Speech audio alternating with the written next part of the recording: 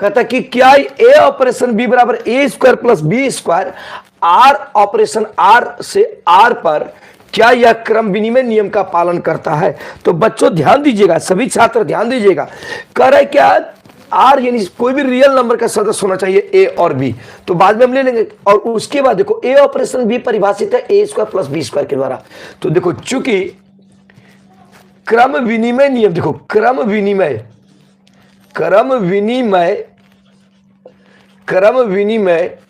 के लिए, देखो क्रम विनिमय के लिए यानी क्रम विनिमय नियम के लिए होता है ए ऑपरेशन बी बराबर B operation A.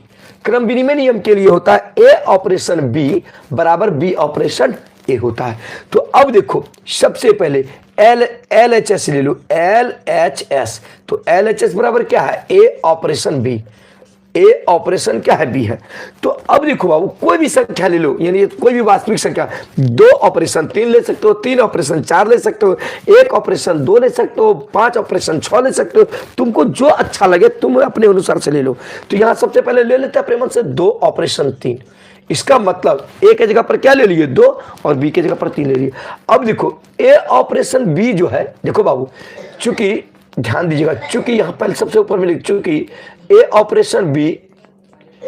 Operation A B बराबर क्या है, ए स्क्वायर प्लस बी स्क्वायर। तो अब देखो तो 2 ऑपरेशन 3 है, तो क्या हो जाएगा 2 का स्क्वायर प्लस क्या हो जाएगा 3 का स्क्वायर। 2 का स्क्वायर प्लस क्या हो जाएगा बच्चों 3 का स्क्वायर। अब देखो बाबू ध्यान देना, ये चलिए अब देखो 2 ऑपरेशन 3 बराबर 2 स्क्वायर प्लस 3 स्क्वायर हो गया। तो 2 दूनी 4 और 3 तिया 9। अब देख बाबू 9 4 13, तो 2 ऑपरेशन 3 बराबर कितना हो गया 13। कितना हो गया बच्चों 13। अब देखो ये एलएचएस का मान हो गया 13। अब आरएचएस निकालो, आरएचएस। तो आरएचएस बराबर क्या होता है बच्चों, बी ऑपरेशन ए, बी ऑपरेशन ए। तो अभी मैं क्वेश्चन भी दूंगा आप लोगों को, चलिए ध्यान दीजिएगा। तो बी ऑपरेशन यानी उलट जाएगा, तो देखो इसमें ए ऑपरेशन बी इधर था तो बी आगे आ जाएगा, यानी बी के जगह पर क्या है 3, तो 3 आगे आ जाएगा। 3 ऑपरेशन ए, ए का मान क्या है इसमें 2, लेकिन परिभाषित किसका है, ए ऑपरेशन बी बराबर क्या है, ए ऑपरेशन बी बराबर a square plus b square. इसका मतलब पहले जो लिखा रहा है वो ए है और उसके बाद वाला क्या है बी, इसका मतलब ए के रूप में हो गया 3। तो ये क्या हो गया ए स्क्वायर, तो 3 का स्क्वायर जोड़ क्या हो गया बी का स्क्वायर, किसका स्क्वायर 2 का स्क्वायर। अब देखो 3 तिया 9, 2 दूनी 4, तो इसका मतलब 3 ऑपरेशन 2।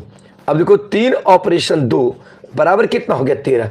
तो इसका मतलब इसका भी मान हो गया 13 और इसका भी मान कितना हो गया 13।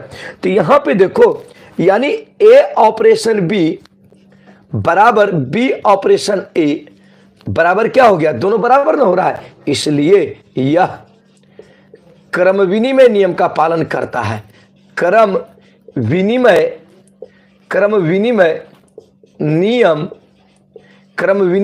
का पालन करता है, नियम का पालन करता है क्या